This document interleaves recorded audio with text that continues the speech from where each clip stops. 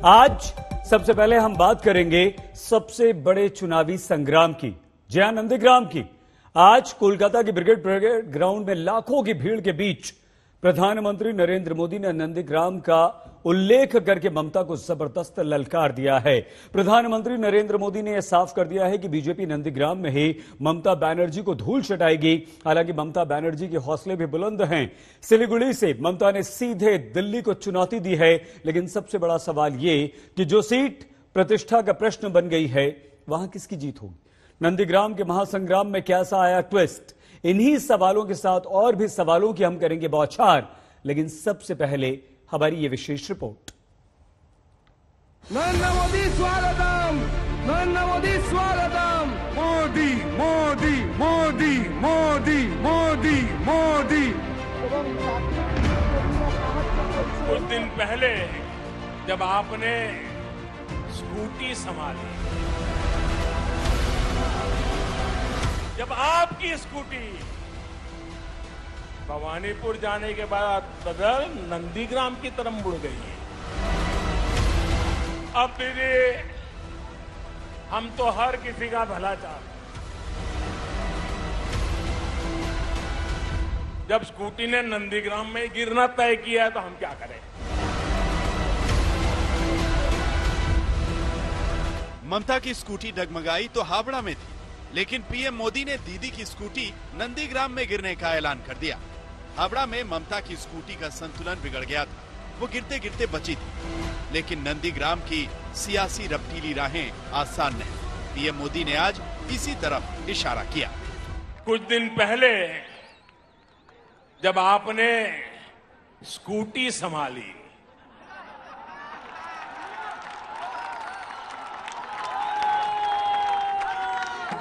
तो सब लोग प्रार्थना करते थे आप सकुशल रहे, आपको चोट न लग जाए। जब आपकी स्कूटी भवानीपुर जाने के बाद बदल नंदीग्राम की तरफ मुड़ गई,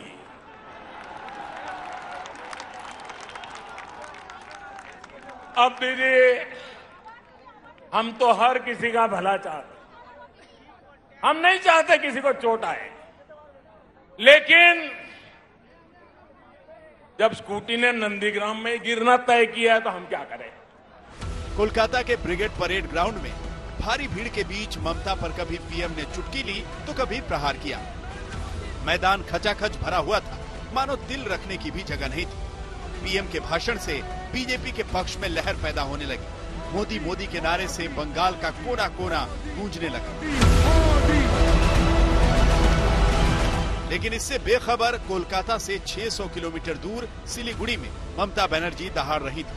पैदल मार्च निकालकर महंगाई के मुद्दे पर पीएम मोदी को घेरा।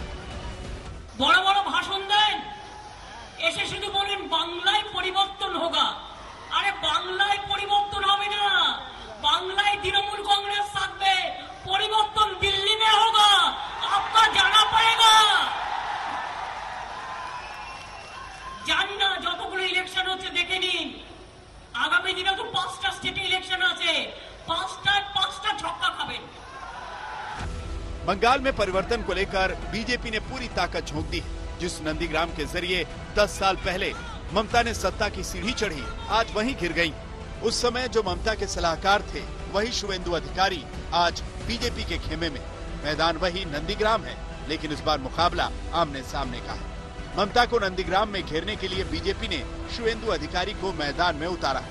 जय बोल रहा है पब्लिक, इधर भाजपा का कैंडिडेट जीतेगा, ममता बनर्जी हारे, बुरी तरह से हारेगा। नंदीग्राम में शुवेंदु अधिकारी का वर्चस्व माना जाता है। बीजेपी के टिकट पर नंदीग्राम से ताल ठोकने वाले शुवेंदु अधिकारी को 2016 में यहां से जीत हासिल हुई थी। पूर्वी मेदिनीपुर से आने वाले इस नंदीग्राम सीट पर अधिकारी परिवार का दबदबा है। टीएमसी में रहते हुए शुवेंदु अधिकारी ने पार्टी के लिए बहुत काम भी किया, लेकिन जब पार्टी में ममता के भतीजे अभिषेक बनर्जी का कद बढ़ने लगा तो शुवेंदु को ये बातें खलने लगी। जब शुवेंदु ने सवाल उठाए तो उन्हें कई पदों से हटा दिया गया, जिसके बाद शुवेंदु ने टीएमसी छोड़ने का फैसला लिया। बुआ भतीजे के इसी तार को पीएम मोदी ने ब्रिगेड परेड ग्राउंड में छेड़ दिया। बंगाल ने आपको दीदी की भूमिका में चुना था। लेकिन आपने खुद को एक ही भतीजे की बुआ तक सीमित क्यों कर दिया? बंगाल के लाखों भतीजे भतीजियों की आशाओं के बजाय आप अपने भतीजे का लालच पूरा करने में क्यों लग गई? बंगाल में वैसे तो 294 सीटों पर चुनाव हो रहे हैं, लेकिन सबकी निगाहें नंदीग्राम पर टिक गई। नंदीग्राम यानी बंगाल के चुनाव का महासंग्राम। कोलकाता से श्वेता सिंह, प्रेमा राजाराम, अनुपम मिश्रा, इंद्रजीत कुंडू के साथ आज तक ब्यूरो। नंदीग्राम, सारी निगाहें यहां टिक गई हैं, सारी लड़ाई यहां पर आकर टिक गई है। ममता बनर्जी ने एक जवाब बीजेपी को दे दिया है। हमारे साथ कैलाश विजयवर्गीय, जो कि महासचिव बीजेपी के और पश्चिम बंगाल के बीजेपी प्रभारी हैं, वो अब से कुछ ही देर में जुड़ेंगे। शिशिर बाजोरिया जी, स्पोक्स पर्सन बीजेपी, हमारे साथ हैं। शुभंकर सरकार जी, कांग्रेस के प्रवक्ता, हमारे साथ हैं। सुजाता मंडल जी, टीएमसी की सदस्य हैं, नेता हैं, हमारे साथ हैं। और संघ के जानकार प्रोफेसर संगीत रागी जी हमारे साथ हैं। आप सभी का स्वागत, आप सभी को नमस्कार और धन्यवाद।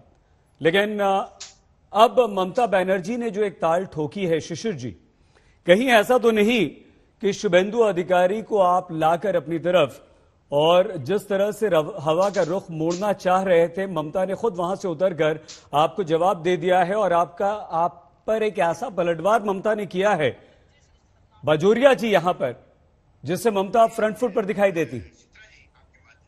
सईद अंसारी जी, ममता बनर्जी जो उनका अपना घर माना जाता है, भवानीपुर केंद्र छोड़ के भागी, और उसका कारण है कि यही केंद्र 2016 विधानसभा ये जीती थी, बट उसके बाद लोकसभा में ये विधानसभा का जो क्षेत्र में महज 3000 वोट का इनके पास बढ़त था, और इनके अपने घर के वार्ड से, जहां ये रहती हैं और जहां ये वोटर हैं, वहां से ये पीछे थी। और इनको ये लग रहा था कि नंदीग्राम, क्योंकि वहां पर संख्या लघु वोट बहुत ज्यादा है भवानीपुर के तुलना में, तो वहां जाएगी, क्योंकि बोलती है दुधारू गाय। देखिए, जहां तक नंदीग्राम का है। शिशिर जी, ठीक है, एक बात का जवाब दीजिए प्लीज।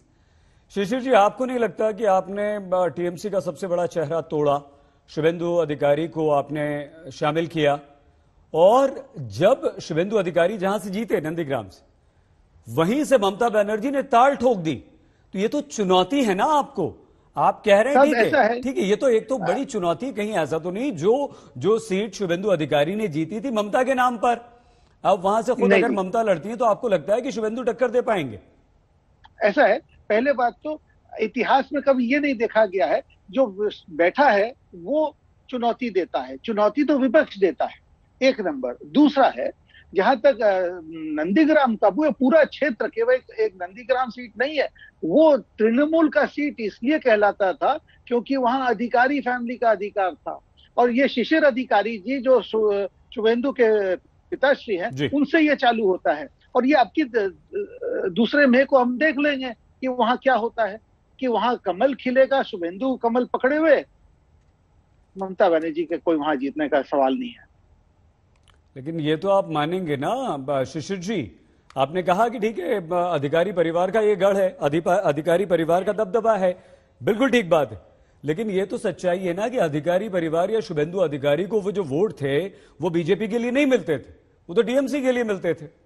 बात सही है, जब तक वो टीएमसी में थे तो वोट तो तृणमूल के चिन्ह में मिलता था, इसमें कोई दो बात नहीं है, ये कैसे हम अस्वीकार करें। मगर ये बहुत बहुत साफ है कि अच्छा, और ये ममता बनर्जी के शब्दों में मैं बता दूं क्यों घबराई हुई है। जिस दिन उन्होंने स्व घोषणा किया वहां पर नंदीग्राम जाके कि मैं प्रार्थी हो रही हूँ, और ये भी बोल दिया कि भाई मैं पूरे टाइम आ नहीं पाऊंगी, तुम लोग देख लेना, क्योंकि मेरे को 294 सीट लड़ना है। अब क्या हुआ है कि वहां पर एक मकान सुनिश्चित कर लिया गया है, क्योंकि अब वो वहीं रहेंगी। उनको दिख रहा है यार, देखिए जैसे दिन जा रहा है उनको वास्तव दिख रहा है। आज जो ब्रिगेड आप लोग सब आप पूरे टीवी में आज दिखाए हैं, उससे ममता बनर्जी सिलीगुड़ी में हिल गई हैं। उनको तो दिख रहा है कि परिवर्तन का हवा यहाँ आ गया है। ठीक है सर। सुजाता जी, क्या आपको नहीं लगता कि यहां पर बीजेपी ने शुभेंदु अधिकारी को अपनी तरफ कर लिया, मिथुन चक्रवर्ती आ गए हैं, तमाम नेता आ रहे हैं और ममता बनर्जी को मजबूर कर दिया नंदीग्राम जाने के लिए बीजेपी ने कि आइए पहले शुभेंदु अधिकारी से तो निपट लीजिए, बंगाल की चिंता तो बाद में कीजिए। तो आपको नहीं लगता कि कहीं ना कहीं ये बीजेपी का एक मास्टर स्ट्रोक था, जहां टीएमसी फंस गई है और ममता बनर्जी को खुद अब नंदीग्राम आना पड़ रहा है? ये डर है टीएमसी का। देखिए, पहले सबको गुड इवनिंग। मैं एक ही बात बोलना चाहती हूँ, ममता दी कभी लाइफ में किसी से डरता नहीं। आप लोग अगर उसका जीवन का हिस्ट्री, पॉलिटिकल हिस्ट्री देखोगे तो उसका 93 में सीपीएम ने उसके ऊपर तो उसका डरता, लेकिन तब भी उसका साहस और उसका परिश्रम रंग लेके आया। और ममता दी शुभेंदु को क्यों डरेगा? अरे शुभेंदु को तो बनाया ही है ममता दी, ठीक है। माँ का भी बेटा से डरता नहीं है। और सबसे बड़ा बात है, जो शुभेंदु अधिकारी के दीदी इतना भाई होके, इतना भाई बना के इतना प्यार करते थे, उसका पॉलिटिकली परिचिति दिया। उसके बाद वो अपनी लालच के लिए और नारदा की चोरी के कारण में जेल से बचने के लिए वो आज भाजपा में ज्वाइन कर लिया, तो बड़ा नायक हो गया। सुजाता जी क्या जीतेगा? मैं आपसे बोल रही हूँ आपको कि 2 मई 2021 शाम को 5 बजे आप देखना, नंदीग्राम में ममता दी आज तक का सब रिकॉर्ड तोड़ के बहुत मार्जिन से जीतेगा। और शुभेंदु अधिकारी का पॉलिटिक्स जो सुजाता जी, भविष्य के गर्भ में क्या है ये तो कोई नहीं जान सकता। भविष्य वक्ता आप और हम नहीं हो सकते, ठीक है, आपका विश्वास इसे हम कह सकते हैं, लेकिन ये तो सच्चाई है ना कि नंदीग्राम में अधिकारी परिवार का दबदबा है। सुजाता जी का थोड़ा सा नेटवर्क प्रॉब्लम हो रहा है। शुभंकर जी, आपको लगता है कि ये जो लड़ाई अब नंदीग्राम पर आकर सिमट गई है और यहां से नंदीग्राम से एक ऐसा संदेश न चला जाए कि सीधे सीधे ये लड़ाई जो है वो ममता की और मोदी की लड़ाई हो गई है और इसका नुकसान आपको और लेफ्ट को, कांग्रेस और लेफ्ट को सीधे तौर पर उठाना पड़े, क्योंकि सारा का सारा फोकस जो है सरकार साहब वो अब मोदी और ममता पर आ गया है। कांग्रेस लेफ्ट लगभग इस चुनाव से गायब दिखते हैं। आपको एक चीज मैं बताना चाहता हूं अंसारी जी, आप देखिए मोदी जी आज ब्रिगेड में आए। हम लोग हिंदुस्तान में भाजपा ने क्या बोलते थे? मोदी स्टार अट्रैक्शन है, मोदी आ जाएगा तो जनता आ जाएगा। आज ब्रिगेड का क्या हालत है? मिथुन चक्रवर्ती को लेके आना पड़ा, हर सेलिब्रिटी को लेके आना पड़ा। इतना दिन बीजेपी चिल्ला चिल्ला के बोल रहे थे जे भाई हमारा नरेंद्र मोदी स्टार है, आज मिथुन चक्रवर्ती लेके भीड़ इकट्ठा करना पड़ा। मैं पहला दफा एक बात है। दूसरी बात, आज नरेंद्र मोदी जी ने बोला जे देखिए बीजेपी आज एंट्री कैसे मिला? आज दीदी का रॉन्ग डिसीजन और उनका गवर्नेंस का जो गुंडागर्दी, करप्शन, इसका कारण ही आज भाजपा का बंगाल में एंट्री मिला। मैं उनको पूछना चाहता हूं, नंदीग्राम इशू में कौन बोल रहा है अधिकारी परिवार का गॉड है? He is not the son of the soil. Suvendu Adhikari उनका कांटाई में उनका घर है। मैं नंदीग्राम से हूं, मैं उधर का स्कूल से पढ़ा हुआ हूं। नंदीग्राम आंदोलन जब हुआ तब चारों आदमी वो दिन था, एक सिद्दीकुल्ला चौधरी, एसयूसीआई का भवानी जी शुरू हो गया और अरे क्या? हेलो जी, बिल्कुल शुभंकर जी। और मैं वो लोग तब हम लोग ममता जी भी थे, ममता जी का सैनिक बन के वो शुभेंदु अधिकारी थे। मैं आपको पूछना चाहता हूं, ये पंचायत में जो गुंडागर्दी हुआ, उधर अम्फान में जो करप्शन हुआ, तो अब कौन फेस था तृणमूल का? शुभेंदु अधिकारी और टीएमसी का शुभेंदु अधिकारी का साथ जो लोग थे। यहाँ पर सिर्फ शुभंकर सरकार जी, ठीक है, हम आपसे बात करेंगे शुभंकर जी, शिशिर जी, सुजाता जी और संगीत रागी जी। लेकिन इस वक्त हमारे साथ बीजेपी के महासचिव, बीजेपी बंगाल के प्रभारी कैलाश विजयवर्गीय जी सीधे जुड़ चुके हैं। बहुत धन्यवाद कैलाश जी। धन्यवाद सैयद भाई। कैलाश जी, आज तो जमकर गरजे हैं प्रधानमंत्री नरेंद्र मोदी और आप उनके साथ थे, आत्मविश्वास आपका और बढ़ा भी है। लेकिन कैलाश जी ये बताइए कि ये वो नंदीग्राम है जहां से ममता को बंगाल में नंदीग्राम ने स्थापित किया, ये वो नंदीग्राम है और साथ में लगा हुआ वो सिंगूर और नंदीग्राम, दो ऐसे आंदोलन हैं कैलाश जी जहां से ममता बनर्जी बंगाल की इतनी बड़ी नेता बनकर उभरी, और वो भी किसानों के दम पर। यहां जब किसानों की जमीन ये प्रचार किया गया या ये संदेश गया कि जमीनें छिन रही हैं, तो ममता ने आकर उन्हें रोका और जो जीत, प्रचंड जीत मिली वो आपके सामने है।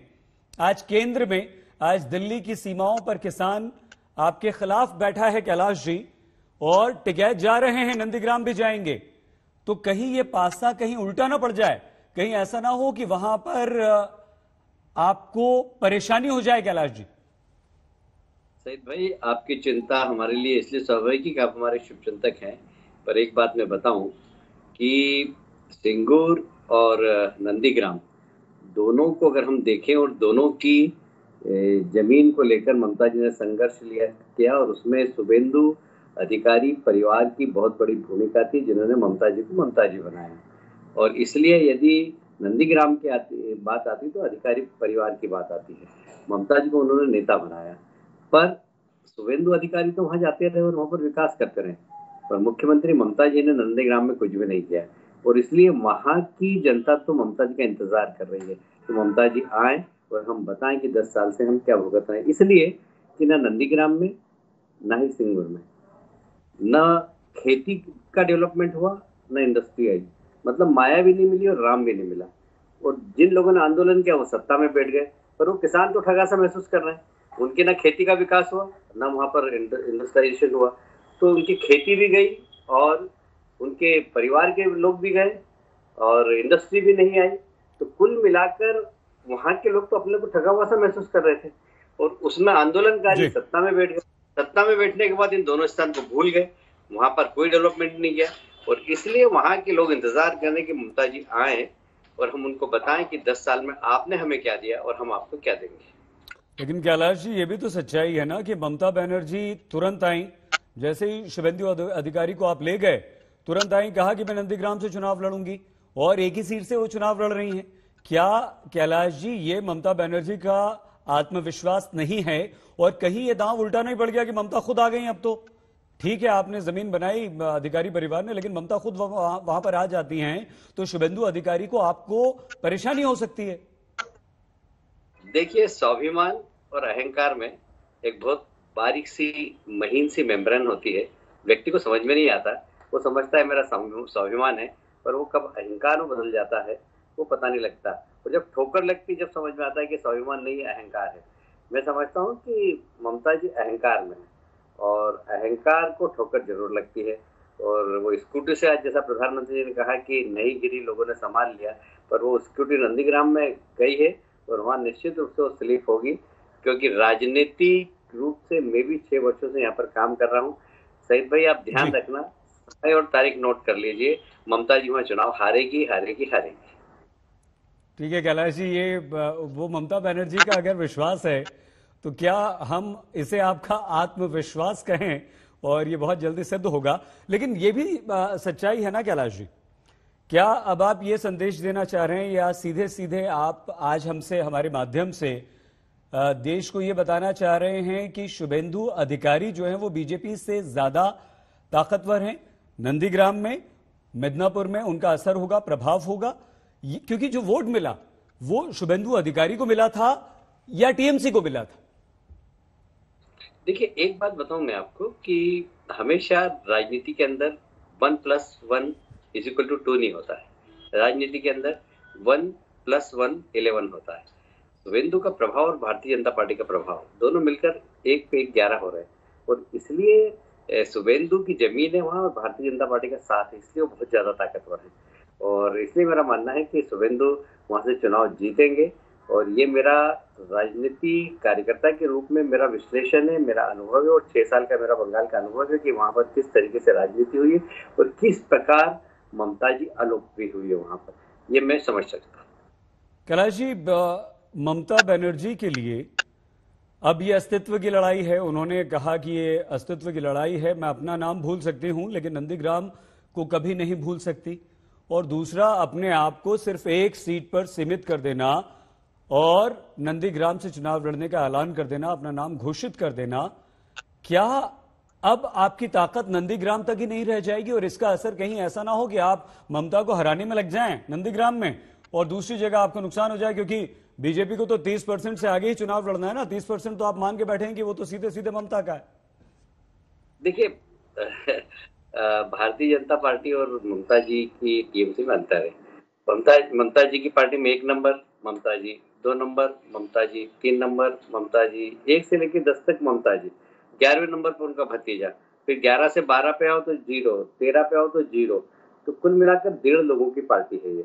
अब 1.5 लोगों की पार्टी पूरे प्रदेश में 294 सीटों पर कैसे काम करेगी, ये थोड़ा विचारणीय प्रश्न है। जहाँ तक भारतीय जनता पार्टी का सवाल है तो हमारे पास प्रधानमंत्री, हमारे पास गृह मंत्री, हमारे पास राष्ट्रीय अध्यक्ष, हमारे पास दिलीप राय, हमारे पास मुकुल राय, हमारे पास शुभेंदु राय, हमारे पास राजीव है, हमारे पास बहुत सारे लोग हैं। एक श्रृंखला है कार्यकर्ताओं की जो जाकर सब दूर प्रचार कर सकते हैं, भारतीय जनता पार्टी की बात कर सकते हैं। और इसलिए यदि संगठनात्मक ढांचे के रूप में देखेंगे तो भारतीय जनता पार्टी आज टीएमसी की तुलना में बहुत ताकतवर है। और हम अपनी पार्टी की ताकत के आधार पर हम कह रहे हैं कि हम 294 सीटों पर हमारे कार्यकर्ता जाकर काम करेंगे और 200 से ज्यादा सीट जीतकर यहाँ पर सरकार बनाएंगे।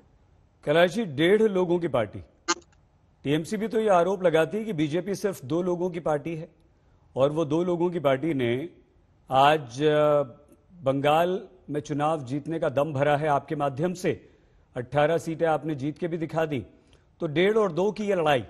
लेकिन आपको ऐसा नहीं लगता कैलाश जी कि कहीं ना कहीं ममता बनर्जी जो हैं वो उनके सामने कोई भी चेहरा मुख्यमंत्री के तौर पर तो आप नहीं दे पाए, इसका नुकसान ना हो जाए? देखिए, मैं कह रहा हूँ ना कि एक व्यक्ति की पार्टी में और एक विचारधारा की पार्टी में अंतर जरूर है। एक परिवार की पार्टी में और एक ऐसी पार्टी जिसमें कलेक्टिव लीडरशिप हो, जहां पर कलेक्टिव डिसीजन होते हो, उसमें बहुत अंतर है। आप ममता जी से भारतीय जनता पार्टी की तुलना बिल्कुल भी मत करिए। हमेशा एक सिंगल परिवार की पार्टी, उसमें नेता बड़ा होगा ही क्योंकि सारे डिसीजन वो करता है, पर एक कलेक्टिव लीडरशिप उससे भी ज्यादा बड़ी होती है क्योंकि उसका प्रत्यक्ष चेहरा नहीं दिखता। और इसलिए हमारा चेहरा भले ही मुख्यमंत्री का नहीं दिखे, पर हमारे पास मुख्यमंत्री की योग्यता के बहुत सारे लोग हैं। अब जैसे हमने हरियाणा में चुनाव लड़ा, कोई मुख्यमंत्री का चेहरा, महाराष्ट्र में चुनाव लड़ा, कोई मुख्यमंत्री का चेहरा नहीं था। मनोहर खट्टर जी ने बहुत अच्छा काम किया। हमारे महाराष्ट्र के मुख्यमंत्री श्री देवेंद्र जी ने बहुत अच्छा काम किया। तो हमने उत्तराखंड में चुनाव लड़ा, वहां पर हमारे पास चेहरा नहीं था। तो सब दूर हमारे पास जहां हमारी सरकार नहीं रहती वहां पर चेहरा कभी भी नहीं रहता। यहाँ पर भी हमारी सरकार नहीं, हमारी रणनीति का हिस्सा है, पर हमारे पास मुख्यमंत्री लेवल के काम करने वाले लोगों की कमी नहीं। और इसलिए पार्टी के अंदर इंटरनल डेमोक्रेसी है। 200 विधायक हमारे जीत के आएंगे, विधायक दल की बैठक होगी, वो अपना नेता चुनेंगे और नेता चुनने के बाद पार्लियामेंट बोर्ड उस पर सील लगाएगा। तो ये हमारी प्रक्रिया है पार्टी की। पर अब वहां तो ऐसा कुछ है ही नहीं। वहां तो सिंगल 1 मैन शो पार्टी है, 1.5 लोगों की पार्टी है। उनको ही टिकट बांटना है, उनको ही सब नेता तय करना है। उनके मुख्यमंत्री अभी से तय है, उनके उप मुख्यमंत्री, उनके अभिषेक अभी से तय है। तो अब उसके अलावा कोई है ही नहीं ना। मैं कह रहा हूँ 1 तक 1.5 लोग दिखते हैं। आप 1 से 20 तक की आप गिनती लेंगे तो 1.5 लोग दिखते हैं बस, बाकी और कोई दिखता ही नहीं पार्टी में।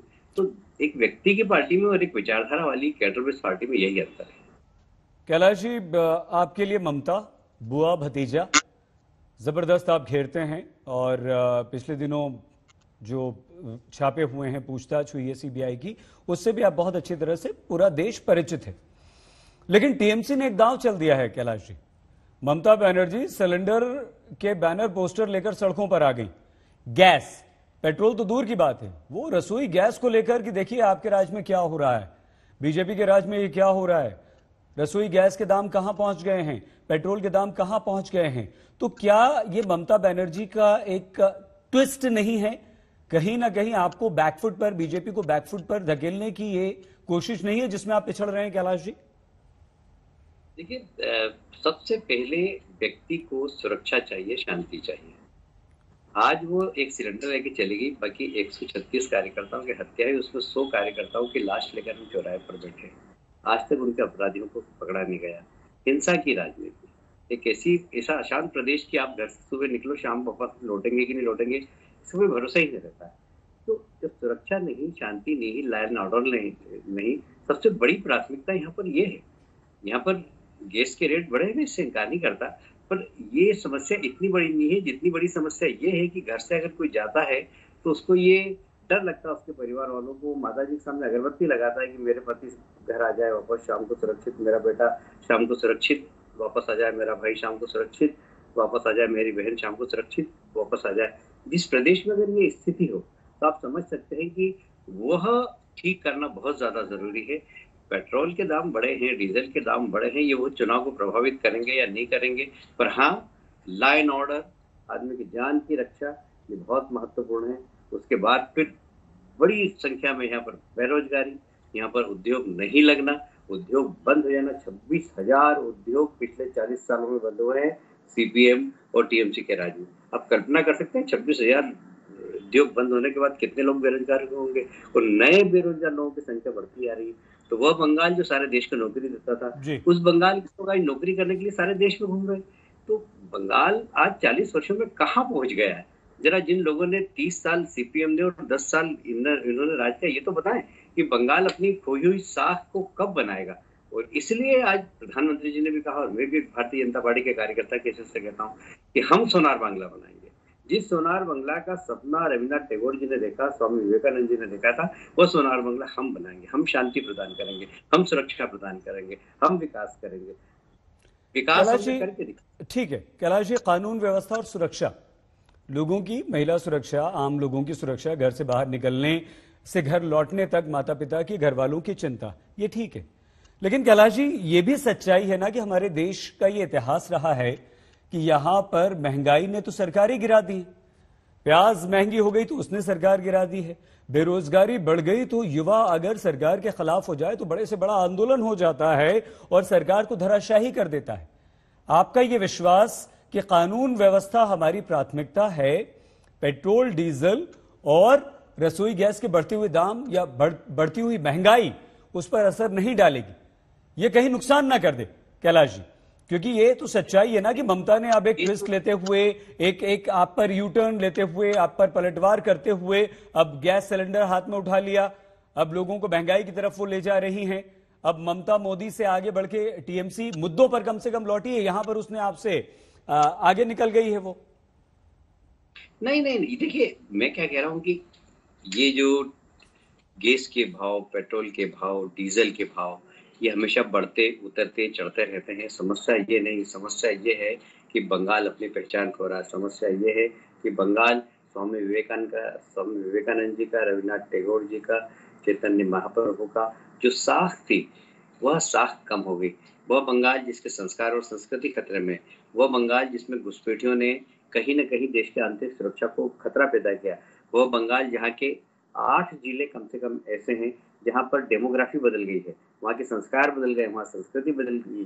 कई गांव में तो मंदिर की घंटी की आपको आवाज सुनाई नहीं देगी, ऐसी परिस्थितियां बन गई है। तो कुल मिलाकर बहुत सारे ऐसे इशू है बंगाल में, सिर्फ एक इशू नहीं, और बड़े बड़े इशू हैं। उन इशू की आड़ में गैस का इशू बहुत छोटा है, और आप इससे समझ रहे हैं कि गेम चेंजर है, तो ये आप दिल्ली में बैठ के समझ सकते हैं, पर मैं बंगाल में बैठ के मैं कह रहा हूँ कि ये इतना असर नहीं करेगा। बाकी मुद्दे इतने बड़े बड़े हैं, टोलाबाजी के, माफियाओं के, गाय की तस्करी के, कोल माफियाओं के, ये इतने बड़े बड़े हैं कि आप हैरान रह जाएंगे गांव के लोगों की बात सुनकर। और इसलिए ये कोई गैस सिलेंडर कोई गेम चेंजर पॉलिटिक्स होगी ऐसा मत मानिए आप। कैलाश जी, गेम चेंज नंदीग्राम से हुआ था और वह जमीन अधिग्रहण के मुद्दे को लेकर हुआ था, जहां से आपसे हमने बातचीत की शुरुआत की थी। लेकिन आपने टोलाबाजी का जिक्र कर दिया, उस पर टीएमसी पलटवार है, उल्टा प्रधानमंत्री को जवाब दिया है ममता बनर्जी ने। हम आपसे चाहेंगे कि 30 सेकंड ममता बनर्जी की बात सुन लीजिए, फिर आपका रिएक्शन उस पर लेते हैं कैलाश। बांग्ला को सोनार बांग्ला बनाएगा, बोलो दिल्ली को तो बेच दिया, दिल्ली का लाल किला को बेच दिया, ताजमहल को बेच देंगे, इंडियन रेलवे को बेच दिया, बीएसएनएल को बेच दिया, कोल इंडिया को बेच दिया, डिफेंस को बेच दिया, एयर इंडिया को बेच दिया। हाय कहा, खाली इंडिया का नाम बदलना है आपका नाम पे, बाकी तो यही है। शर्म लगता है कि आज वल्लभ भाई पटेल, उसका नाम पे जो स्टेडियम था आपका नाम पे कर दिया। कैलाश जी, आप पहले भी सुन चुके हैं ममता बनर्जी को, ये एक बार फिर से हमने आपको सुनवा दिया, और इसलिए सुनवाया कैलाश जी क्योंकि बंगाल में ट्रेड यूनियंस का एक लंबा इतिहास रहा है कैलाश जी, और आपने बहुत अच्छी तरह से ट्रेड यूनियंस को देखा है। अपने प्रदेश में आपने बड़े बड़े इस तरह की हड़तालों को खत्म करवाया, सुलझाया है। तो ये तो बीजेपी की दुखती रग हुई ना। निजीकरण का विरोध लगातार ट्रेड यूनियंस करती रही हैं और केंद्र सरकार नरेंद्र मोदी पर सब कुछ बेच देने का आरोप लगा रही है। कहीं ये भी आप पर भारी ना पड़ जाए कैलाश? नहीं, बिल्कुल भी नहीं। देखिए, देश हर दिशा में कोविड की महामारी के बाद भी आज हर दिशा में आगे बढ़ रहा है। देश की साख बढ़ रही है, दुनिया उनकी प्रशंसा कर रही है। मोदी जी के अभी उनको कल अंतर्राष्ट्रीय पुरस्कार मिला, उसके पहले कोविड के प्रशासनिक क्षमता के लिए WHO ने उनकी सराहना की है। तो आज मोदी जी की जो साख बढ़ी है उससे देश की साख बढ़ी है। यदि मोदी जी को कोई पुरस्कार मिलता तो मोदी जी का नहीं होता, वो 130 करोड़ जनता का सम्मान बढ़ता है। तो मोदी जी के प्रधानमंत्री बनने के बाद आज देश जिस ऊंचाई पर पहुंचा है और उनके नेतृत्व क्षमता ने सारी दुनिया ने उनकी नेतृत्व क्षमता को माना है, तो ये हम सबके लिए बहुत गर्व की बात है। आज मोदी जी जैसा नेतृत्व इस देश में प्रधानमंत्री के रूप में देश का नेतृत्व कर रहा है और दुनिया उनके नेतृत्व की सराहना करती है। अब ऐसे में ऐसे इशू उठाकर ममता जी सोचती है कि वह उनके भ्रष्टाचार, वह उनकी टोलाबाजी, वह उनकी गोल माफियाओं का संरक्षण, गोरु माफियाओं का संरक्षण, गोल माफियाओं का संरक्षण से बच जाएगी। ये बहुत मुश्किल है। देखिए, जनता त्रस्त है वहां पर जहां पर प्रधानमंत्री आवास योजना का मकान गया और उससे टोलाबाजी करके 25,000 रुपए छीन लिए। अब वो व्यक्ति जिससे 25,000 रुपए छीने, जिसको प्रधानमंत्री ने 1,40,000 रुपए की चेक भेजा, उससे 25,000 रुपए छीन लिए, तो वो इस बात को भूल नहीं सकता क्योंकि गरीब आदमी, उसके लिए 25,000 रुपए बहुत होते हैं। और हर घर के साथ ये हुआ है। अरे आप तो जानते हैं, सुभाष चंद्र बोस जी के परपोते मकान बना रहे थे तो वहां पर सिंडिकेट के लोगों ने कह दिया कि आप सीमेंट हमारे यहाँ से लेना पड़ेगा, और वो 50 रुपए बोरी ज्यादा में सीमेंट दे रहे थे। उन्होंने सार्वजनिक रूप से कहा। तो वहां कोई भी बचता नहीं है टोलाबाजी से, सिंडिकेट राज से। तो इससे आम आदमी दुखी है, प्रतिदिन दुखी है, हर दिन टोलाबाजी, हर दिन सिंडिकेट से परेशान है। तो आप क्या समझते हैं आज का जो जन सैलाब था, मैं जन समुद्र कहूंगा जी, बंगाल के इतिहास में मुजीब रहमान जब आए थे, लोगों ने कहा इतनी बड़ी भीड़ देखी थी जितनी आज देखी हमने। भीड़ लाई जा सकती है, पर भीड़ में जो उत्साह था वो दिखाई देता है कि परिवर्तन का उत्साह है। ये परिवर्तन की लहर है समुद्र में, जो मानव समुद्र में परिवर्तन की लहर मैंने देखी। मैंने बहुत सारे जलसे देखे हैं, बहुत सारे सभाएं देखी, पर आज जैसी सभा मैंने कहीं नहीं देखी। तो ये जो उत्साह है ना, जो जनता के अंदर परिवर्तन की इच्छा शक्ति है, वो आज जो साफ दिखाई दे रही थी। इसलिए मैं कह रहा हूँ कि लोग बहुत दुखी हैं। ममता जी की इस नौटंकी से कोई गेम चेंज हो जाएगा ऐसा मेरा मानना नहीं है। कैलाश जी, परिवर्तन आपका नारा भी है, पूर्ण परिवर्तन की बात आपके वरिष्ठ नेतागण भी लगातार करते आ रहे हैं, लेकिन बंगाल को एक आंदोलन धरा कहा जाता है कि वो धरती जहां आंदोलन ही बदलाव करता है। बंगाल की जनता जो है उसने 30 से ज्यादा वर्षों तक वाम पर विश्वास किया, उसके बाद ममता के 10 साल पूरे हो चुके हैं। संयमी जनता है कैलाश जी। आप कानून व्यवस्था एक बहुत बड़ा मुद्दा जरूर अवश्य बता रहे हैं, लेकिन आपको लगता है कि आपके पास न वो नंदीग्राम है, न वो सिंगूर है, न उस जैसा कोई आंदोलन है, न उस जैसा कोई मुद्दा है। सिर्फ परिवर्तन का नारा दे देने से कैलाश जी आपको लगता है आप सफल हो पाएंगे, ममता की जड़ें हिला पाएंगे? नहीं, मैंने बताया ना कि यहाँ पे हर एक व्यक्ति दुखी है, हर एक व्यक्ति की बात कर रहा हूँ। आप कुछ भी करते हैं, मकान की जुड़ाई भी करते हैं और आपको सीमेंट लाना है तो सीमेंट टोलाबाजी सिंडिकेट से लेना पड़ेगी। पूरे प्रदेश के अंदर हमको रोजमर्रा की चीजों में टोलाबाजी और सिंडिकेट से सामना करना पड़ता है। हर व्यक्ति परेशान है, कोई भी नहीं बचता उससे। मैं खुद यहाँ पर रहता हूँ, मैं खुद भी इस बात से दुखी हूँ। तो ये जो टोलाबाजी है, ये जो सिंडिकेट राज है, जो एक पैरेलल गवर्नमेंट गुंडों की चलती है। सिंडिकेट राज क्या है? एक पैरेलल गवर्नमेंट गुंडों की जो सरकार द्वारा संरक्षित है और वह हर जगह आम आदमी के रोजमर्रा के जीवन में को प्रभावित करती है। इसलिए जब रोजमर्रा में एक दिन गैस के भाव बढ़ गए, एक दिन कोई घटना होगी तो आदमी भूल जाता है, पर रोज यदि उसके साथ सिंडिकेट और टोलाबाजी होती रहेगी तो भूल नहीं सकता। अभी चुनाव हो रहे हैं तो भी सिंडिकेट का प्रभाव है, और इसलिए आम आदमी को रोज यदि इस प्रकार की परेशानी आएगी तो वह परेशानी दूर करने के लिए वो परिवर्तन करेगा। और ये एक जगह सिंगूर की बात करें, नंदीग्राम की करें, उससे बहुत बड़ा मुद्दा है कि हर पूरा बंगाल का हर व्यक्ति टोलाबाजी और इससे परेशान है। कैलाश जी, बहुत धन्यवाद आज तक के लिए समय निकालने के लिए और हमसे ये विस्तृत चर्चा करने के लिए। बीजेपी महासचिव बंगाल प्रभारी कैलाश विजयवर्गीय हमारे साथ थे। धन्यवाद कैलाश जी। लेकिन हमारे साथ चर्चा पे लौटते हैं, बहुत सारे मेहमान हैं जिन्हें थोड़ा इंतजार भी करना पड़ा। हमारे साथ प्रोफेसर संगीत रागी जी। रागी साहब, सवाल यही आ रहा है कि क्या बंगाल में अब ममता बनर्जी ने जो पलटवार किया है, एक गैस, तेल, पेट्रोल, डीजल लेकर वो सड़क पर उतर आई, तो क्या वो परिवर्तन के मुद्दे को अब महंगाई से जोड़ रही हैं? और क्या वो जो सवाल लगातार हम कैलाश जी से जानने समझने की कोशिश कर रहे थे कि बंगाल की धरती, प्रोफेसर रागी, एक आंदोलन की धरती है, न बीजेपी के पास सिंगूर है, न बीजेपी के पास नंदीग्राम है, कैसे देखते हैं आप इस चीज को? देखिए, यह भी एक मान करके चलिए कि इन आंदोलनों ने ही बंगाल की एक गति बनाई है। वामपंथ के आंदोलन और वामपंथ की प्रतिक्रिया के बाद जो वहां सीपीआईएमएल का आंदोलन हुआ, सीपीआईएमएल के आंदोलन के पश्चात जो है वहां पर कोई इंडस्ट्रियलाइजेशन नहीं हो सका। तो ये भी एक बंगाल की जनता ने देखा होगा किस प्रकार से वामपंथ के नारे और उनके मुहावरों ने, और जिसको आगे ममता जी ने भी आगे बढ़ाया, उनके कारण बंगाल की क्या क्षति हुई।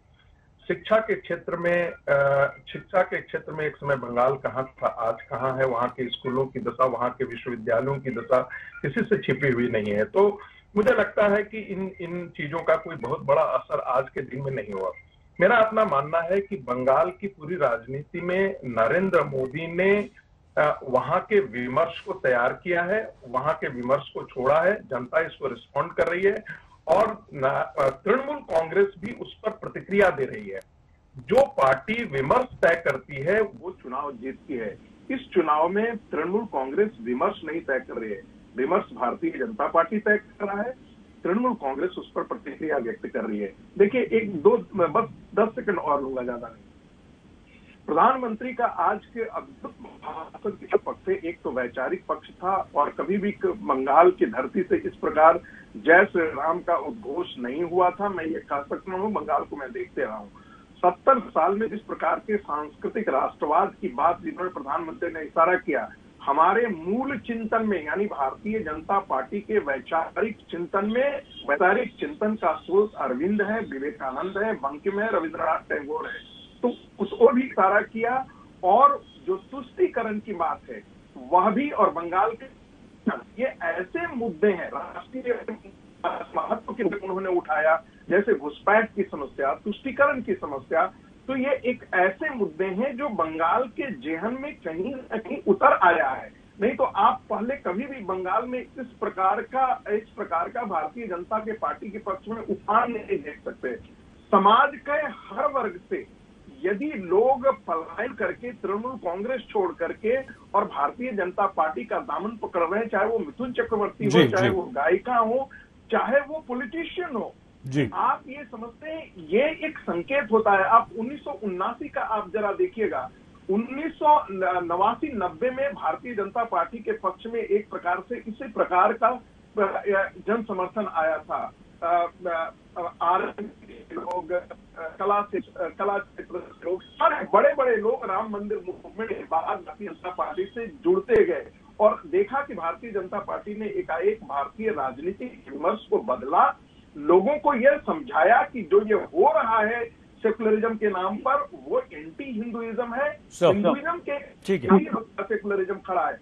पश्चिम बंगाल के अंदर भी प्रधानमंत्री ने आज अद्भुत भाषण दिया। मैं कह सकता हूँ ये एक ऐतिहासिक भाषण है, और मुझे लगता है कि यदि जनता इन्हीं मुद्दों को लेकर के यदि बंगाल के जिले जिले में जाती है तो उसका जो प्रभाव होगा अद्भुत होगा। मेरा ऐसा मानना है ये एक अद्भुत संबोधन था, जिसमें सब कुछ था, ठीक है कुशासन सर। का भी जिक्र था, राष्ट्रीय महत्व के मुद्दे भी थे। ठीक है भारतीय जनता पार्टी ने कितने कितने शौचालय बनाए, कितने घर दिए, कितने सिलेंडर दिए, गरीबों के लिए क्या किया, यह भी दिया, और उसका एक वैचारिक पक्ष भी क्या था, सांस्कृतिक राष्ट्रवाद का, यह भी बताया। ठीक है सर। शुभंकर जी, ये अब जो लड़ाई है सारी की सारी, वो पूरी तौर पे ममता बनर्जी ने न सिर्फ नंदीग्राम पर शिफ्ट कर दी है, बल्कि अब महंगाई का मुद्दा उठाकर पलटवार करने की कोशिश भी की है। और प्रोफेसर रागी, एक बात याद आ गई इसलिए बोल रहे हैं, आपकी बात पूरी हो चुकी है। प्रधानमंत्री को आज बताना पड़ा, प्रधानमंत्री मोदी को आज बताना पड़ा, श्यामा प्रसाद मुखर्जी जी का उल्लेख करते हुए उन्हें ये कहना पड़ा कि भाई हम बाहरी नहीं हैं, हम तो बंगाल की ही पार्टी हैं। कौन संस्थापक थे ये बताना पड़ा सर। खैर, तो समय रहा तो इस पर आपसे प्रतिक्रिया जरूर लेंगे, लेकिन जरूर शुभंकर जी, मैं सिर्फ इतना बता दूं, देखिए अंसारी जी, सर एक सेकंड, डिबेट, यदि श्यामा प्रसाद मुखर्जी जी चले आप लोग उनको बोलने दीजिए, ठीक है। वो बंगाल के पास शुभंकर जी ये बताइए, आ रहे हैं संगीत जी एक से। शुभंकर जी, कहीं ना कहीं ऐसा ना हुआ कि सारा का सारा शिफ्ट जो है वो अब यहां दोनों तरफ बीजेपी टीएमसी में हो गया और ममता बनर्जी आगे निकल गई मुद्दे लेकर? आप कहां स्टैंड करते हैं? कांग्रेस कहां खड़ी है? कांग्रेस के पास क्या मुद्दा है? आपको आज मैं एक चीज बताना चाहता हूं अंसारी जी, देखिए जब डिबेट में बुलाएंगे आपको, मैं पकड़ के डिबेट में नहीं बैठा है, ये क्लियर करना चाहिए। हिंदुस्तान में आप हर पार्टी को एक टाइम देना चाहिए। 2 रिप्रेजेंटेटिव है आज भाजपा का तरफ से, आपने सरकार किसी का इंटरव्यू सरकार जी आपसे शुरुआत हुई थी। क्षमा, अगर आपको अन्यथा मत लीजिएगा, अगर आपको जरा सा भी अजीब लग रहा है तो क्षमा, उद्देश्य बिल्कुल नहीं था। कैलाश जी मिल गए तो उनसे सीधे बात कर ली, उनके पास समय कम था। मैं आपका शुक्रगुजार हूं कि आप इतने लंबे समय तक बैठे। शुभंकर जी, आपका मुद्दा क्या है? और क्षमा, अगर जरा सा भी आपको लग रहा है कि आपको समय नहीं मिला, आप पूरी बात करिए, हम आपको बिल्कुल नहीं रोकेंगे उसके लिए। देखिए मैं एक चीज पूछना चाहता हूं, बंगाल में ममता जी का सरकार जाने के लिए बंगाल का जनता चाहता है। हम जो हर पॉलिटिकल पार्टी विरोध में है, भाजपा है, कांग्रेस है और लेफ्ट है, आज हम लोग अलायंस किया है, अलग बात है। बट सब लोग चाहते थे कि ममता जी का अभी टाटा गुड बाय हो जाना चाहिए।